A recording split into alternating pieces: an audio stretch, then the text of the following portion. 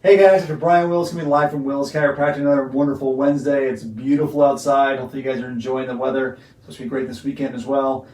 This whole month we've been talking about pain and injuries, and we come down to the most hotly debated topic that I've ever had in 17 years, and that's to heat or ice. I run into patients all the time that they go to their medical doctor, go somewhere else, and they've injured themselves, and they're told to put heat on an injury. And that is the absolute last thing that you ever want to do. Now, I know if you Google heat versus ice, you're going to get 17 different answers. No one really commits to one way or the other. But I've got 17 years of experience telling you right now that you can never, ever, ever, ever, ever go wrong with ice.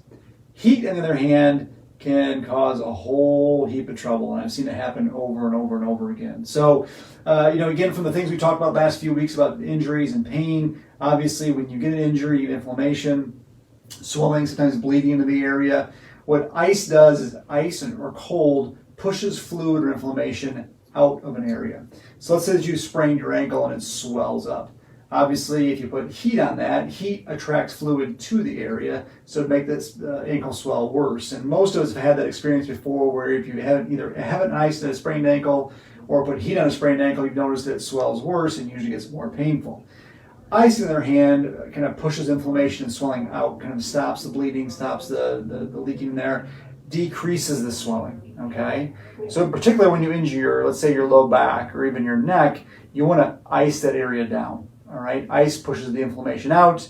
You take the ice off, good inflammation, good healing fluid comes back in. You ice it, push that fluid out again. It's a nice little pump back and forth and back and forth. Heat, all it does is attract more fluid to the area. So if it's already swollen, it just becomes 10 times more swollen. Now, why is that a big deal? It's because especially in your low back, the joints in your low back and your neck have a big capsule wrapped around that's pretty tight. And if you have swelling on the inside and you make it worse, that fluid has nowhere to go because the capsule won't let it escape. So now when you try to stand up or try to move or anything, that capsule will stretch and causes a severe amount of pain, muscle spasms, and everything else.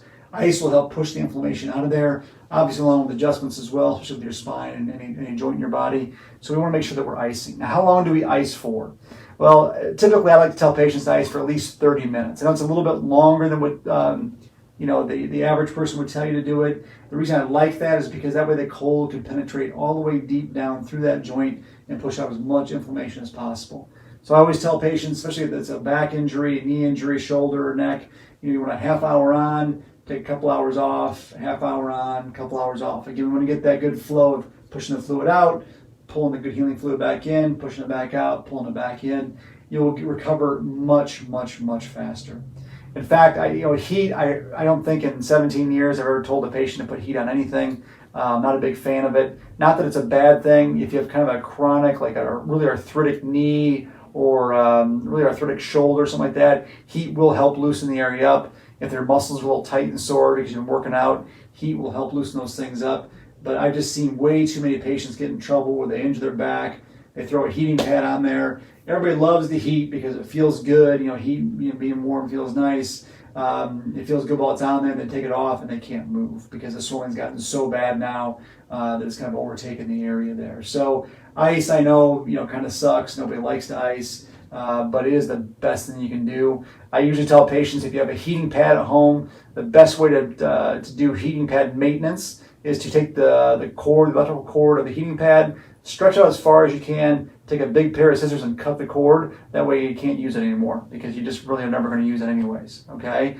So ice is the most important thing you can do, especially initially when you have the injury.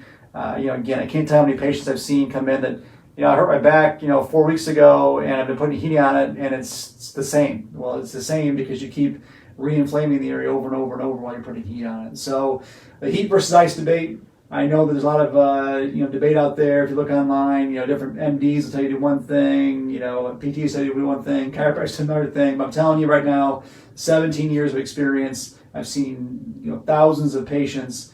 Always, always, always go ice if you don't know what to do.